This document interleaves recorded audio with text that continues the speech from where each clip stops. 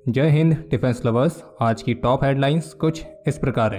British media का दावा, भारत सरकार ने पाकिस्तान में घुसकर भारत के दुश्मनों को किया है सफाया कि भारत में डिस्टर्बेंस क्रिएट करने वालों को हम पाकिस्तान में घुसकर मारेंगे। उत्तर प्रदेश ATS ने भारत नेपाल सीमा से पकड़े 3 आतंकी। भारत में वेपन टेस्टिंग के लिए अब वेस्ट बंगाल में DRDO बना रही है एक नया टेस्ट सेंटर। और सितंबर के महीने में इंडियन नेवी को मिलेगी एक नई रशियन वॉरशिप।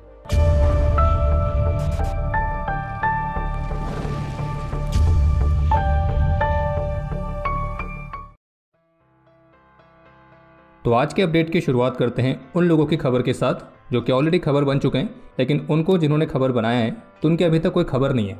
और इन लोगों को हम अलग अलग नामों से जानते हैं, लेकिन जो सबसे फेमस नाम है वो है अज्ञात बंदूकधारी।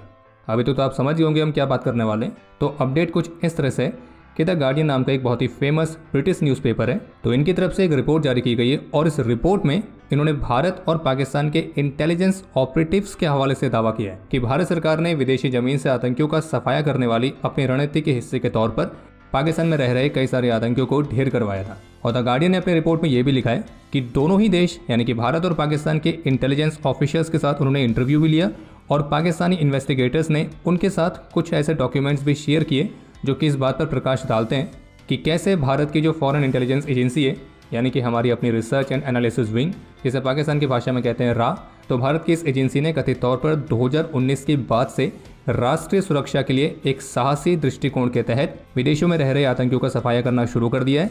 और इस रिपोर्ट में दावे किए गए हैं कि भारत सरकार खास तौर पर उन लोगों को टारगेट कर रही है जो कि भारत के दुश्मन हैं। और पाकिस्तान में 2020 के बाद से अज्ञात बंदूकधारियों द्वारा 20 सुअरों को होरीफाइड किया गया है। और दावा इसमें किया जा रहा है कि इस पूरे ऑपरेशन में भारत की intelligence agency RNAW directly involve है।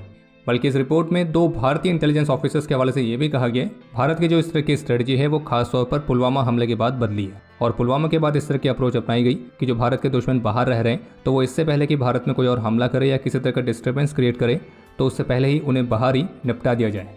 और चूंकि जितने भी आतंकी होते हैं उन्हें पाकिस्तान में एक सुरक्षित पनाह मिलती है, तो इसलिए उनके आगे के हमलों को तो हम नहीं रोक सकते हैं। तो इसलिए हमने अपनी अप्रोच में बदलाव किया और डायरेक्टली इनका जो सोर्स है वहीं पर ही हमला किया।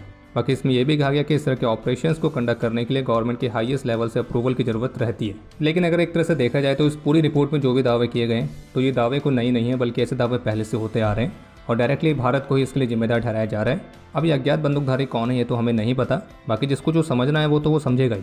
लेकिन हाँ, द गार्डियन की रिपोर्ट में जरूर कहा गया कि भारत की अब जो ये नई अप्रोच अपनाई गई है तो इस तरह के अप्रोच के लिए भारत को इसराइल की मोसाद और रूस की KGB जैसी एजेंसियों से प्रेरणा मिली है जो कि विदेशों में रह रहे अपने दुश्मनों को चुन चुन कर मारने के लिए फेमस है। बाकी द गार्डियन के इस रिपोर्ट पर अब पाकिस्तान की मीडिया काफ़ी एक्टिव हो गई है जो कि भारत पर अब इसी रिपोर्ट के हवाले से अलग ही तरह के क्लेम कर रही है। पर इंटरेस्टिंग बात है कि इस रिपोर्ट में भी तो केवल किसी ऑफिशियल के हवाले से दावा किया है। अब वो ऑफिशियल कौन है उनका नाम तो सामने नहीं आया है और इसको अब ऐसा कोई एविडेंस तो नहीं कह सकते जिससे बात साबित हो जाए कि हाँ इस सब में भारत ही इन्वॉल्व है।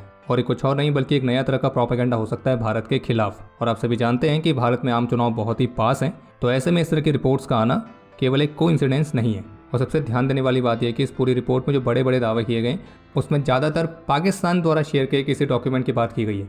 और वो डॉक्यूमेंट किस तरह के, तो ऐसा कुछ शेयर नहीं किया गया। बल्कि हमें पाकिस्तान से उल्टा एक प्रश्न बनता है कि अज्ञात बंदूकधारियों ने अभी तक जितने भी आतंकियों को ढेर किया है तो ये सभी के सभी पाकिस्तान की ज़मीन पर ही कैसे मिले और कैसे खुलेआम वहाँ घूम रहे थे। बल्कि पाकिस्तान तो अपने आप को कुछ ऐसा दिखाता है कि वो आतंकवाद का विक्टिम है। तो द गार्डियन की तरफ से जो रिपोर्ट जारी की गई है जिसमें दावा किया गया कि भारत सरकार ने पाकिस्तान में रह रहे आतंकियों को ढेर करने के ऑर्डर्स दिए थे और जो कि भारत के दुश्मनों को सफाई करने वाली भारत सरकार की एक नई पॉलिसी का हिस्सा है। तो द गार्डियन की इस रिपोर्ट पर भारत सरकार के ऑफिशियल्स की तरफ से एक कमेंट देखने को मिला है जिसमें CNN न्यूज़ 18 के साथ बात करते हुए उन्होंने द गार्डियन की इस रिपोर्ट को खारिज किया है। और ऑफिशियल्स का कहना है कि ये एक झूठी और मनगढ़ंत रिपोर्ट है जिसका उद्देश्य भारतीय प्रधानमंत्री श्री नरेंद्र मोदी की छवि को खराब करना है, जबकि पाकिस्तान में इस तरह की किलिंग्स के पीछे कोई और नहीं बल्कि पाकिस्तान की खुद की स्पाई एजेंसी ISI शामिल है। और इंडियन गवर्नमेंट ऑफिशियल्स ने यह कहा कि जब भारत ये कहता है कि हम आतंकियों को उनके घर में घुसकर मारेंगे तो उसका तात्पर्य केवल सीमा क्षेत्र में तनाव और वहां पर मौजूद आतंकियों को खत्म करना होता है जो कि भारत की संप्रभुता के लिए खतरा है। और जिस तरह के दावे द गार्डियन की रिपोर्ट में किए गए तो इस तरह की पॉलिसी भारत सरकार की नहीं है। और जबकि न्यूज़ 18 के साथ बात करते हुए defence expert mister Sanjay Kulkarni का कहना है कि भारत सरकार इस तरह से ऑपरेट नहीं करती है। और ये केवल फॉल्स एलिगेशंस है। और वैसे आपको बता दें कि द गार्डियन ने अपने इस रिपोर्ट पर कमेंट के लिए भारतीय विदेश मंत्रालय को भी रीच किया था और भारतीय विदेश मंत्रालय ने भी इन सभी एलिगेशंस को डिनाई किया है और अपनी पहली वाली स्टेटमेंट को फिर से दोहराया है कि ये केवल फॉल्स और मैलिशियस एंटी इंडिया प्रोपेगेंडा है। और जबकि आज न्यूज़ 18 के साथ भारतीय रक्षा मंत्री श्री राजनाथ सिंह ने भी एक एक्सक्लूसिव इंटरव्यू किया था और इस इंटरव्यू में उनका कहना था कि भारत हमेशा ही अपने पड़ोसी देशों के साथ एक अच्छे रिश्ते चाहता है। भारत ने कभी भी किसी दूसरे देश पर पहले हमला नहीं किया है और किसी और की ज़मीन पर हमने 1 इंच कब्जा भी नहीं किया है। लेकिन हाँ, जो लोग लगातार भारत को टारगेट कर रहे हैं और वो भारत में घुस के टेररिज्म को फैलाने का प्रयास करते हैं तो उन्हें हम छोड़ने वाले नहीं हैं। और पाकिस्तान से अगर कोई आतंकी भारत में डिस्टर्बेंस करने का प्रयास करेगा तो हम मुंह तोड़ जवाब देंगे और ज़रूरत पड़ेगी तो पाकिस्तान में घुस के भी मारेंगे। और एक बार फिर से क्लियर करना चाहेंगे कि पाकिस्तान में घुस के मारने का मतलब है सर्जिकल स्ट्राइक या बालाकोट एयर स्ट्राइक जैसे ऑपरेशंस, जो कि समय समय पर पाकिस्तान जैसे देशों को डोज देने के लिए बहुत ज़रूरी भी है। आज सुबह जम्मू कश्मीर के उरी सेक्टर में LOC पर एक घुसपैठ के प्रयास को नाकाम किया गया है और अभी जिससे में हमें वीडियो रिकॉर्ड कर रहे हैं तब तक आई रिपोर्ट्स के मुताबिक इस ऑपरेशन में पाकिस्तान द्वारा स्पॉन्सर्ड 2 सुअरों को सफलतापूर्वक होरीफाइड कर दिया गया और होरीफाइड किए गए इन दोनों सुअरों के पास से 2 AK राइफल, 4 हैंड ग्रेनेड्स और बाकी के वॉर लाइक स्टोर्स रिकवर हुए। इसके अलावा एक अपडेट यह है कि भारत नेपाल के बीच पड़ने वाले सोनोली बॉर्डर पर उत्तर प्रदेश ATS ने 3 आतंकियों को गिरफ्तार किया है, जिनमें से 2 पाकिस्तानी हैं। और UP ATS के मुताबिक उन्हें इस बात की इन्फॉर्मेशन मिली थी कि गिरफ्तार किए गए तीनों आतंकी भारत में कुछ आतंकी गतिविधियों को अंजाम देने वाले थे। और गिरफ्तार किए गए इन 3 में से जो 2 पाकिस्तानी हैं तो वो फर्जी डॉक्यूमेंट्स का इस्तेमाल करके अपने आप को एक भारतीय नागरिक बताकर इलीगली नेपाल के थ्रू भारत में एंटर हुए थे। और इनमें से गिरफ्तार किया गया एक आतंकी जिसका नाम है अल्ताफ भट्ट, जो कि मूल रूप से कश्मीरी था लेकिन कारगिल युद्ध के बाद वो पाकिस्तान चला गया था और फिर वहाँ ISI की मदद से वो हिजबुल में शामिल हुआ और उनसे ट्रेनिंग प्राप्त करी। और जबकि इसी अल्ताफ भट्ट ने इंटेरोगेशन में इस बात का खुलासा किया कि ISI कश्मीर में हिजबुल के साथ मिलकर देश में आतंकवाद फैलाने के मिशन के लिए कई भारतीयों को शामिल कर रही थी। और इन 3 में से जो तीसरा है उसका नाम है नासिर अली, जो कि एक भारतीय कश्मीरी है और उसे ISI से निर्देश मिले थे कि वो काठमांडू से इन बाकी 2 आतंकियों को साथ लेकर कश्मीर पहुंचे। बाकी अगर आप यहाँ तक वीडियो देख चुके हैं तो वीडियो को लाइक जरूर करें और मिलिट्री से संबंधित और भी इंटरेस्टिंग कंटेंट को एक्सेस करने के लिए डिफेंस स्कॉट की सुपर ऐप को डाउनलोड करना ना भूलें, जिसका लिंक वीडियो के डिस्क्रिप्शन में दिया गया है। 3 अप्रैल को सियाचिन सेक्टर में तैनात देश के प्रति अपना कर्तव्य निभाते हुए मेजर M प्रीतम सिंह ने अपना सर्वोच्च बलिदान दिया है। और जबकि एक दुखद खबर अरुणाचल प्रदेश से भी सामने आई है, जहां दिबांग सेक्टर में तैनात देश के प्रति अपना कर्तव्य निभाते हुए नायब सूबेदार गिरिराज प्रसाद यादव ने अपना सर्वोच्च बलिदान दिया है। हम ईश्वर से प्रार्थना करते हैं कि हमारे इन दोनों वीरों की आत्मा को शांति मिले और ये देश इनके इस सर्वोच्च बलिदान के लिए सदा इनका ऋणी रहेगा। बाकी एक अपडेट मणिपुर से है, जहाँ कल गुरुवार को बिष्णुपुर डिस्ट्रिक्ट से आर्मी ने भारी मात्रा में इलीगल आर्म्स, एम्यूनिशंस और बाकी के वॉर लाइक स्टोर्स को रिकवर किया और रिकवर किए गए इन वेपन्स में 9 mm के carbine machine gun, sten gun mark 2, .303 rifle, 9 mm की pistol, 14 grenades, anti riot gun, ammunition और ऐसी बाकी के वॉर लाइक स्टोर्स शामिल हैं।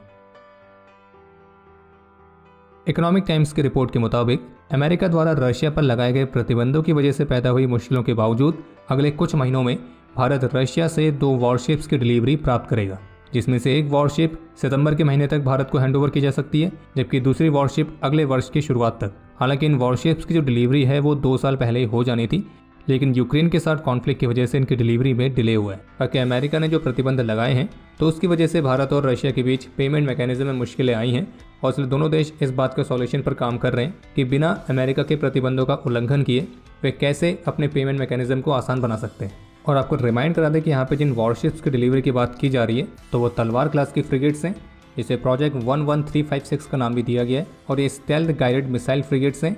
और इस तरह की 4 फ्रिगेट्स के लिए भारत और रशिया के बीच 2018 में कॉन्ट्रैक्ट साइन किया गया था। कॉन्ट्रैक्ट के मुताबिक 2 फ्रिगेट्स रशिया के शिपयार्ड में बननी थी, जबकि बाकी की 2 फ्रिगेट्स भारत के गोवा शिपयार्ड द्वारा बनाई जानी थी। और जो फ्रिगेट्स होंगी इन्हें ब्रह्मोस मिसाइल से भी इक्विप्ड किया जाएगा। लेकिन रशिया यूक्रेन कॉन्फ्लिक्ट की वजह से जो सप्लाई चेन में बाधा आई है तो उस वजह से जो भारत में फ्रिगेट्स बननी थी तो उनका निर्माण कार्य भी अपने शेड्यूल टाइम से थोड़ा पीछे है। बाकी फिलहाल अभी जिस समय हमें वीडियो रिकॉर्ड कर रहे हैं तो इकोनॉमिक टाइम्स के इस रिपोर्ट पर गवर्नमेंट ऑफिशियल्स की तरफ से कोई कमेंट देखने को नहीं मिला है। इसके अलावा एक महत्वपूर्ण अपडेट यह है कि वेस्ट बंगाल के जुनपुट विलेज में DRDO ने एक स्मॉल टेस्ट सेंटर को स्थापित करने का कार्य शुरू कर दिया है और क्लियर कर दे कि इस टेस्ट सेंटर को मुख्य रूप से भारत के वेपन सिस्टम्स की टेस्टिंग के लिए बनाया जा रहा है और ये ओडिशा की इंटीग्रेटेड टेस्ट रेंज की तरह ही होने वाला है। और ओडिशा के चांदीपुर में स्थित मौजूदा इंटीग्रेटेड टेस्ट रेंज के अलावा इस तरह के एडिशनल ऑपरेशनल एरिया की रिक्वायरमेंट पहले से थी और भारत में जो वेपन सिस्टम्स प्रोड्यूस किए जाते हैं तो उनके समय पर ट्रायल को पूरा करना भी बेहद ही महत्वपूर्ण होता है। तो इस वजह से जौनपुर में वेपन सिस्टम्स की टेस्टिंग के लिए एक एडिशनल ऑपरेशनल एरिया को इम्प्लीमेंट करने की योजना चल रही है और जौनपुर की फैसिलिटी चांदीपुर की इंटीग्रेटेड टेस्ट रेंज फैसिलिटी से भी ज़्यादा दूर नहीं है। बाकी इस टेस्ट साइट को बनाने का जो अप्रूवल है वो ministry of environment, forest and climate change की तरफ से भी मिल चुका है। बाकी DRDO ऑफिसर्स का ये भी कहना है कि वे हमेशा इस बात को सुनिश्चित करते हैं कि वेपन सिस्टम्स के जो भी टेस्ट होते हैं, ट्रायल्स होते हैं, तो उनका इम्पैक्ट आसपास के लोगों की लाइफ पर ना पड़े, खास करके फिशरमैन और फार्मर्स। बाकी आसान शब्दों में कहें तो एक एडिशनल टेस्ट फैसिलिटी के बनने के साथ ही हम उम्मीद कर सकते हैं कि भारत में जो वेपन सिस्टम्स की टेस्टिंग की जो फ्रीक्वेंसी है वो और बढ़ने वाली है। बाकी इसके अलावा एक अपडेट यह है जिसमें कनाडा की स्पाई एजेंसी की तरफ से दावा किया गया है कि भारत और पाकिस्तान की सरकारों ने 2019 और 2021 में कनाडा के फेडरल इलेक्शंस में हस्तक्षेप करने का प्रयास किया था और कनाडा की स्पाई एजेंसी CSIS ने जो दावे किए हैं तो उससे रिलेटेड डॉक्यूमेंट्स को पब्लिक कर दिया गया है। बाकी कनाडा की इस रिपोर्ट पर भारत सरकार की तरफ से कमेंट आना बाकी है। बाकी अब समय है आज के इतिहास का।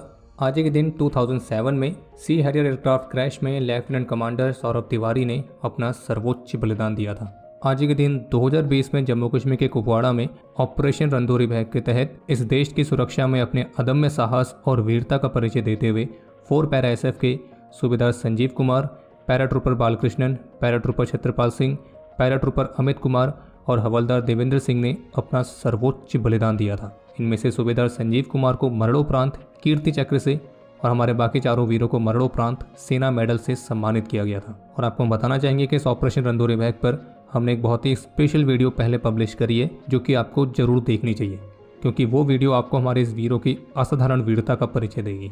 बाकी आपके लिए आज का प्रश्न ये है कि इंडियन एयरफोर्स के किस एयरक्राफ्ट का निकनेम गजराज है।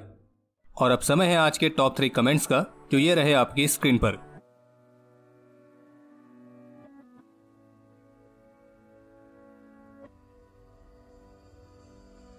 तो हमारे आज के इस एपिसोड के लिए इतना ही। उम्मीद है आपको एपिसोड पसंद आया होगा। पसंद आया तो वीडियो को लाइक जरूर करें। कोई भी सुझाव या सवाल हो तो उसके लिए कमेंट सेक्शन ओपन है। और अगर आपने अभी तक डिफेंस स्कॉट की सुपर ऐप को डाउनलोड नहीं किया है तो आज ही डाउनलोड करें और एक्सप्लोर करें डिफेंस की दुनिया को एक अलग तरह से। बाकी जल्द ही मिलेंगे नए एपिसोड के साथ। तब तक के लिए जय हिंद, जय भारत।